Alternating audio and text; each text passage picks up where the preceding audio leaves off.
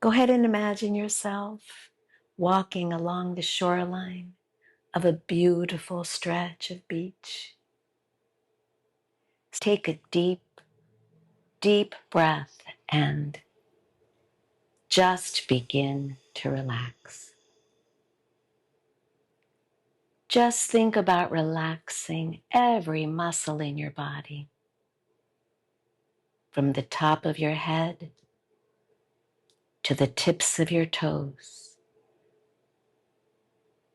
Just begin to relax. Our guest is Lucy Yaldezian. She is a hypnotherapist from the East Bay. We learned that our body and mind are deeply intertwined, and when it comes to fertility, the connection is profound. So today, we discover how emotional block and the childhood trauma is able to impact conception, and how she works with people to find the missing piece in their fertility journey. They're just talking a lot of the times, how do you feel about that? And I'm not saying all therapy is the same, but so much therapy is talk therapy, where it can be very valuable to talk your feelings through with someone, but it's surface. I started becoming interested in the role of mind-body work with fertility when I was working with two different women. One of them had been married for like 7 years. One had been married for 11 years. And both of them had given up on the idea of having children. And it was just kind of an aside,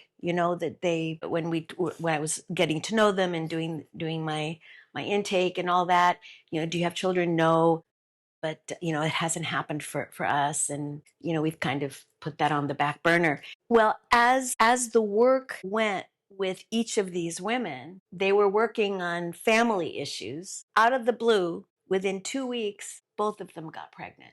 Wow. And I was really taken aback. I thought, wow, this is really interesting. And I started doing research. So when I went through hypnotherapy school, they did not have any information, training about fertility at that time. Because again, I was back in the dark ages in 92. But since then, there was more and more understanding of the role that the mind and emotions play in infertility. There was one doctor in particular, her name is Alice Domar. She was really, really gung-ho about using different mind-body techniques to help support fertility. And so that's when I started getting interested in what I could do to help a woman on a fertility journey. And so I sent letters out to every fertility clinic in the Bay Area, and I offered free sessions to staff and to doctors. And out of all these people, there was only one doctor who took me up on it.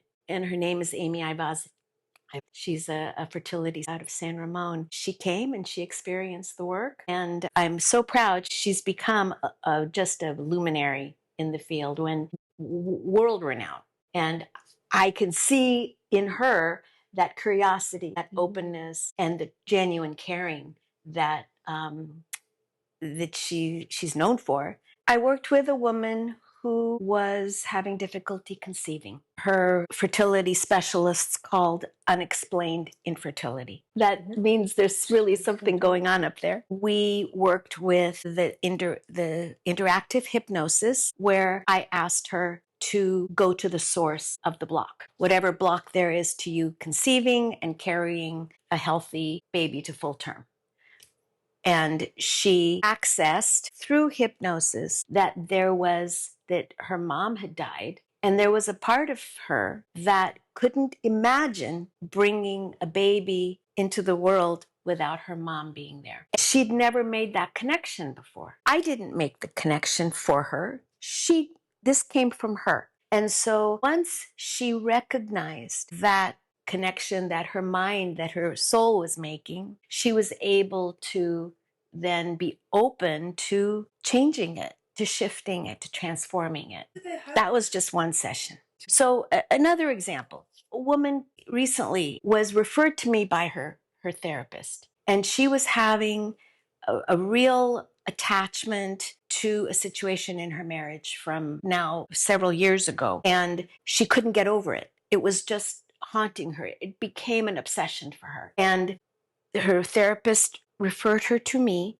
I had said, let's start with the tapping. And when we did the tapping, it helped a lot, but it didn't take care of it. And I could see that not much was moving, which is unusual. So it's even deeper. You need to go deeper. Yes. And so then we started talking, and within the context of the tapping, it turns out that in her childhood there had been her dad had been had cheated on the mom repeatedly. And so I went, oh my gosh, there it is.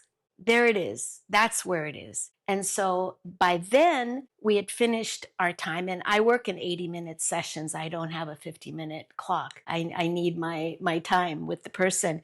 And we had used that time, and we had just gotten to where we need to be. And so I said, I said, really what we need to do now is I'd love to see you back, and let's work with the hypnotherapy and work with the little girl who saw her dad be unfaithful to her mom, and this repeated pattern, which as an adult, the back of her mind says, my husband's going to do that. I can't trust him because my father was like that. It was not a conscious thought that she had. She had not made the connection. That's an example where sometimes things unfold very quickly and completely. And sometimes it leads, one piece kind of is settled, and it leaves room for more deeper levels to rise to the surface. Back in Beijing, I do work with other psychiatrists a lot, but we never covered infertility before. I never thought of that way. You're tracing back to where it's stuck or where's the trauma or the fear is. Now connecting to these, that's also related to infertility. Yeah. With infertility, with hypnosis, we can help the body to remember what it's meant to do, what it's created to do, especially with unexplained infertility, that, there's nothing in the way and all systems are go. Or if there is a block that we can identify, we work to clear the block. Sometimes women have had abortions and they're carrying guilt because of that. And so they are punishing themselves. There's a logic for the person deep down in the mind. Women's right to choose is sacred. All the stuff that's piled on and can really create problems for women who've made that difficult choice. Are there any men that comes to you? I do. I've had some wonderful, wonderful clients over the years. Some of my favorite clients were men, all different kinds of reasons. I will say more men than women to stop smoking. So through hypnotizing and to turn off that urge to smoke, or my favorite approach for smoking is to ask the client to refrain from smoking as long as possible on that day, the day that we're going to have the session. And I schedule toward the end of the day. And I ask, let's say him, to bring his cigarettes with him. And when he comes, I ask him to take out a cigarette and smell it and put it in his mouth. And I used to say, light it, but of course now we can't do that. And then I will teach him about tapping. And he'll see how his craving for that cigarette changes. Before the tapping, oh yeah, I have a sweet spot on my lip. It's right there, my fingers. It's the whole thing is so familiar and comforting and all that. And then you put the cigarette in his mouth after the first round of tapping, and the comment is, you know what, this tastes stale. I must have taken it. I must have used an old package. And I have to remind him, no, you just had that in your mouth and you said you wanted it like a level 9 out of 10. And now you're saying it tastes stale. Has the cigarette changed or has your reaction changed? The tapping has been very, very helpful. And then I'll follow up with a hypnosis recording, a custom recording for that person to reinforce that their body is no longer interested in smoking, that the craving, the desire to smoke has diminished completely. So like with the recording is like for him to listen to the recording is like you don't need a cigarette, something like that, or yes. I would state it in a positive way. Your body feels fine without it. You're happy to go about your daily routine without the fuss of a cigarette. You don't have to isolate yourself to go outside and leave all your friends and all the action to go outside as you satisfy the smoking craving because your body doesn't want it or need it. And it can be used, as I said, chocolate. That's a big one for women. Yeah.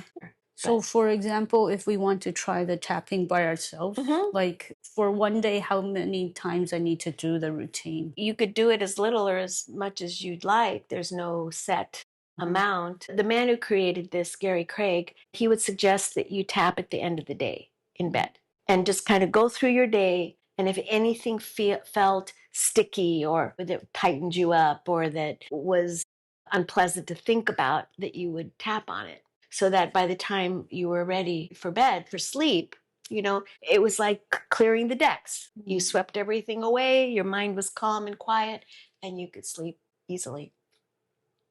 So in meditation, like if you like does your hand and also like if you wiggle your toes, this like brings you back to the present moment, which you're aware of your body and of the presence. Is that the same thing?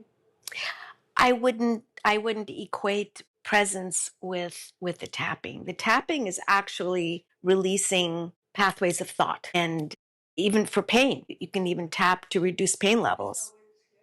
The way that I do it, it's a two-part process. It's here, there's a certain template of language, and then there's a sequence. There's a setup and a sequence. How do you quit smoking? Well, with quit smoking, there's a certain point in the ear, and then a point here is called the sweet spot, and also some points related to the lung, and just to let the blockage go away. And I remember the one time there's this Italian guy. This gentleman is almost 80, and he's been smoking throughout his whole life. His son is my regular patient at that time, and he just came to Beijing for a short period of time, so that's why we just had one session. And then the next day, he said he doesn't want to smoke anymore. He was trying to get a cigarette in the morning as usual, and he felt like it doesn't taste good. Then his son said his dad just quit smoking for at least 6 months after just one treatment. We talk about it with quitting smoking. And for me, when the subconscious hears quit smoking, it says, I'm not a quitter.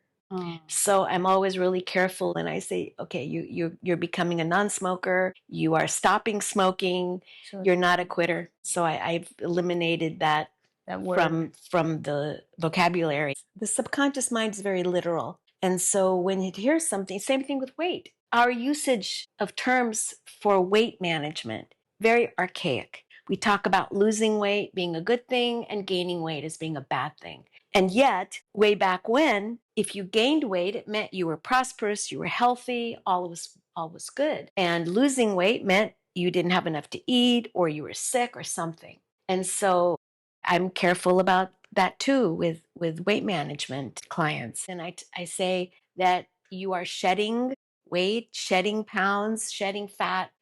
You are gaining the body you want and deserve. When the mind hears gaining and losing, it can be confusing on a subconscious level. Interesting. You mentioned that you would custom design voice to help your client. What does it mean? So what I do with people is create like a guided meditation for them, weaving in the specifics of what they want to have happen. So a common hypnotherapy recording that I make for people is to surround them with light as a symbol of protection. And that as when they're in that light, that they're in an oasis of calm. So for spiritually inclined people, which is my favorite kind of person to work with, I can emphasize that this is sacred light. This is light that it's coming from the divine. And so it's the most powerful force in the universe. And then to have that light enter the body and fill the body and send messages to the cells of the body, restoring a natural blueprint for radiant good health and well-being. So if you go to my website, there's a section where it talks about special offers, and there are some free downloads of some recordings that I have made public. There's one for sleep, there's a rainbow one, that goes through the 7 energy centers of the body, the chakra system. So those are just available for free. But for individuals, I weave what they need, they want, they've asked for, what has come out of the session. I weave it into a custom hypnotherapy recording. So just for someone coming in with anxiety,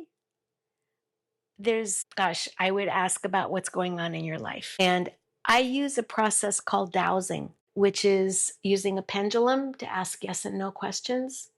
Mm-hmm. Are you familiar with dowsing? No. I actually have a pendulum in my purse. I can show you if you'd like. Okay. What's something that you want to fix? 那个钟真的坏了。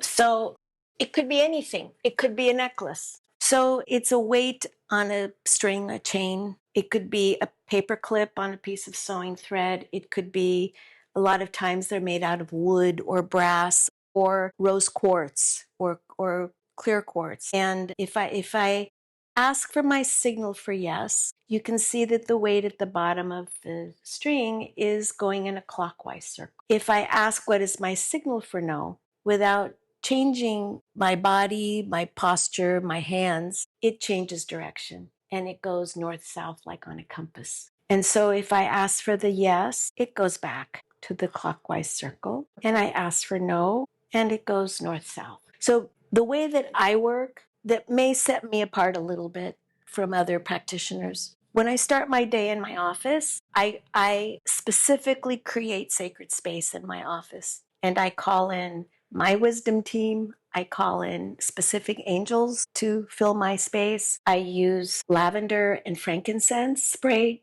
to kind of cleanse the air. And as each client comes in, whether it's by Zoom or in person, I will do a special little ritual and I call in their guides and angels to work with me and through me for the client's highest good. And so in the course of the session, if I'm having questions within my own mind, how can I best serve this client?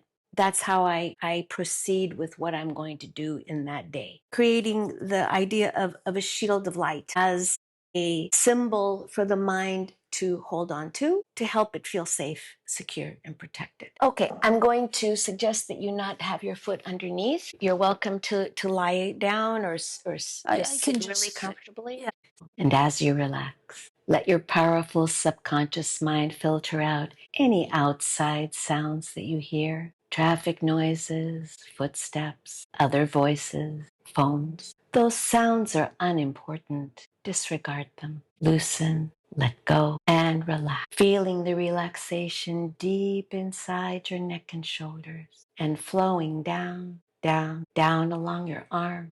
You'll be drifting into a sound, sweet, restful sleep, waking up the following morning refreshed, energized, filled with light, surrounded by light. Just let each number draw you gently, gently back to full awareness. Just let the numbers move you in the most appropriate direction. 7, 8, 9, a playful spirit, and 10. You are a magnet for blessings and success as all is moving to the good. It's really relaxing. Welcome back. It's like melting into the sofa. And that's the plan. I feel like I don't want to get up, but now when my eyes are open now, I can be more focused. And I think my mind is clear than before. Like there's electric going through the body and a little bit tingling sensation like that. But after that, you feel much energized.